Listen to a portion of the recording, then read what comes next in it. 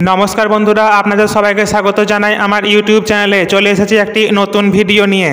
এখন থেকে আপনারা প্রত্যেকেই পারবেন পোস্ট অফিস থেকে প্রত্যেক মাসে 11,000 টাকা করে ইনকাম করতে। কিভাবে এই 11,000 টাকা ইনকাম করবেন, কি কি ডকুমেন্টস লাগবে, সমস্ত তথ্য তুলে ধরবো আজকের ভিডিওর মাধ্যমে। তাই ভিডিওটি মনোযোগ সহকারে দেখতে থাকুন। তবে ভিডিও শুরু করার আগে একটি ছোট্ট অনুরোধ, আপনি যদি চ্যানেলে নতুন দর্শক হয়ে থাকেন তবে চ্যানেলটিকে সাবস্ক্রাইব করে পাশে থাকা বেল আইকনটি ক্লিক করে অল নোটিফিকেশনটি অন করে দেবেন লেটেস্ট আপডেট সবার আগে পাওয়ার জন্য। ভিডিওটি ভালো লাগলে লাইক করে দেবেন এবং শেয়ার করে সকলকে দেখার সুযোগ করে দেবেন। চলুন শুরু করি আজকের ভিডিওটি। বর্তমানে পোস্ট অফিসে অনেকগুলি জনপ্রিয় স্কিম রয়েছে, যেমন recurring deposit, Sukanya Samriddhi Yojana, national saving certificate, public provident fund, Kisan Vikas Patra. তার মধ্যে সবচেয়ে জনপ্রিয় সেটি হলো মান্থলি ইনকাম স্কিম বা সংক্ষেপে এমআইএস। এমআইএস থেকে আপনারা প্রত্যেক মাসে ইনকাম করতে পারবেন 11,000 টাকা। চলুন তাহলে জেনে নিই এই এমআইএস অ্যাকাউন্টটা সম্পর্কে। প্রথমে আমরা জানবো কারা এই এমআইএস অ্যাকাউন্ট ওপেন করতে পারবেন।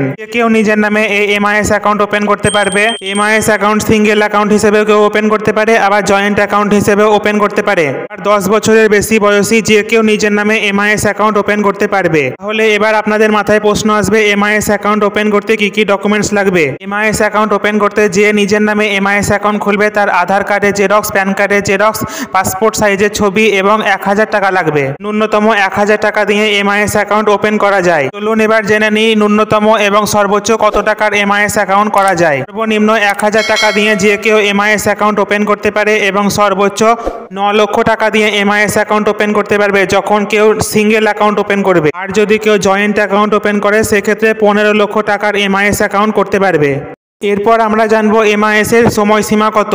এমআইএস বা মান্থলি ইনকাম স্কিমের টাইম পিরিয়ড হলো 5 বছর, অর্থাৎ 5 বছর এই স্কিমে আপনার টাকা ইনভেস্ট করা হয়। মান্থলি ইনকাম স্কিমে কি নমিনি ফ্যাসিলিটি আছে?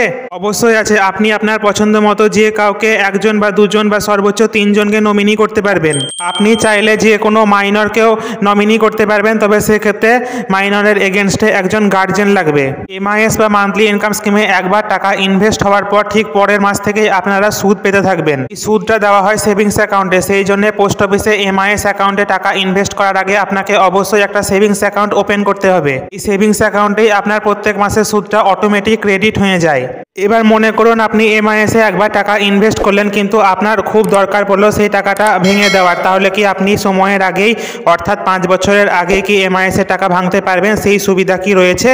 অবশ্যই আছে। আপনি আপনার 5 বছরের আগে এমআইএসে টাকা ভেঙে নিতে পারবেন। এটাকে বলা হয় প্রিম্যাচিওর উইথড্রল। প্রিম্যাচিওর ফ্যাসিলিটি এমআইএসে আছে, তবে তার জন্য কতগুলি কন্ডিশন আছে। সেই কন্ডিশনগুলি হলো, আপনি এমআইএস অ্যাকাউন্ট ওপেন করার 1 বছর পর্যন্ত আপনি সেই এমআইএস অ্যাকাউন্টকে ভাঙতে পারবেন না। অ্যাকাউন্ট ওপেনিং এর ডেট থেকে 1 বছর পরে আপনি এমআইএস এর টাকাকে প্রিম্যাচিওর ক্লোজ করতে পারবেন। এমআইএস বা মান্থলি ইনকাম স্কিমের টেনিওর হলো 5 বছর। মনে করুন আপনি 1 বছর পরে প্রিম্যাচুরিটি করছেন এবং 3 বছরের আগে প্রিম্যাচুরিটি করছেন, সেক্ষেত্রে আপনার প্রিন্সিপাল থেকে 2% টাকা ডিডাক্ট করে নেওয়া হবে। এবং আপনি যদি 3 বছর পর এবং অথবা 5 বছরের আগে আপনার এমআইএস এর টাকা প্রিম্যাচুরিটি করেন, সেক্ষেত্রে আপনার প্রিন্সিপাল থেকে 1% টাকা ডিডাক্ট করে নেওয়া হবে। চলুন একটা উদাহরণ দিয়ে বিষয়টা বুঝিয়ে দিই।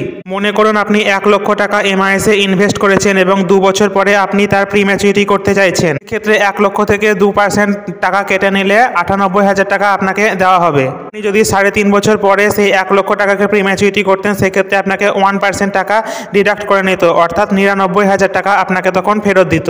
বর্তমানে এমআইএস বা মান্থলি ইনকাম স্কিমে ইন্টারেস্ট রেট রয়েছে 7.4%, কিন্তু এই ইন্টারেস্টটাই আপনি সর্বোচ্চ 8.8% পর্যন্ত পাবেন। এটা কিছুক্ষণ পরে আপনাদেরকে জানাবো। চলুন 7.4% হিসেবে কত টাকা এমআইএস করলে কিরকম সুদ পাবেন একটা টেবিলের মাধ্যমে জেনে নিই। মনে করুন আপনি 1 লক্ষ টাকা এমআইএসে ইনভেস্ট করেছেন, সেক্ষেত্রে আপনি প্রত্যেক মাসে 617 টাকা করে ইন্টারেস্ট পেতে থাকবেন এবং 5 বছরে আপনি মোট ইন্টারেস্ট পাবেন 37,020 টাকা। আপনি যদি 2 লক্ষ টাকা এমআইএসে ইনভেস্ট করেন, সেক্ষেত্রে আপনি প্রত্যেক মাসে সুদ পাবেন 1233 টাকা করে এবং 5 বছরে আপনি মোট সুদ পাবেন 73,980 টাকা। আপনি যদি 3 লক্ষ টাকা এমআইএসে ফিক্সড করেন 5 বছরের জন্য, সেক্ষেত্রে আপনি প্রত্যেক মাসে সুদ পাবেন 1850 টাকা করে এবং 5 বছরে আপনি মোট সুদ পাবেন 1,11,000 টাকা। আপনি যদি 5 লক্ষ টাকা ইনভেস্ট করেন এমআইএস স্কিমে, সেক্ষেত্রে আপনি প্রত্যেক মাসে সুদ পাবেন 3,083 টাকা করে এবং 5 বছরে আপনি মোট সুদ পাবেন 1,84,980 টাকা। আপনি যদি 7 লক্ষ টাকা ইনভেস্ট করেন এমআইএস স্কিমে, সেক্ষেত্রে প্রত্যেক মাসে সুদ পাবেন 4,317 টাকা করে এবং 5 বছরে মোট সুদ পাবেন 2,59,020 টাকা। এবং সিঙ্গেল অ্যাকাউন্টের ক্ষেত্রে ম্যাক্সিমাম 9 লক্ষ টাকা যদি এমআই স্কিমে ইনভেস্ট করেন সেক্ষেত্রে আপনি প্রত্যেক মাসে সুদ পাবেন 5,550 টাকা করে এবং 5 বছরে আপনি মোট সুদ পাবেন 3,33,000 টাকা।